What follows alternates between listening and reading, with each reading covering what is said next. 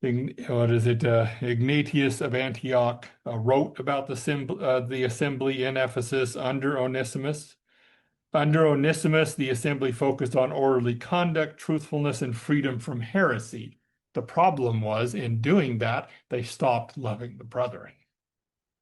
So again, it really became more of a place that if you stumbled, the saints would devour you faster than the unbelievers would devour you.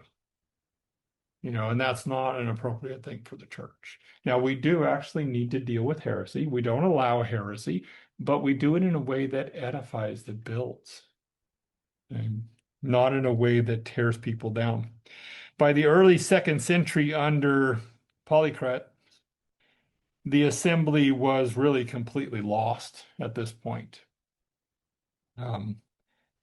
He was known primarily for defending the tradition of observing the Passover on the 14th day of Nisan rather than the following Sunday, where actually the way that we do, we'll refer to that as Easter, although in all actuality, when you understand where Easter comes from, you'll probably do the same thing I do and just refer to it as Resurrection Sunday. Because Easter is a blending of pagan holiday into Christian holiday to make it more palatable for unbelievers, which we don't want to do that.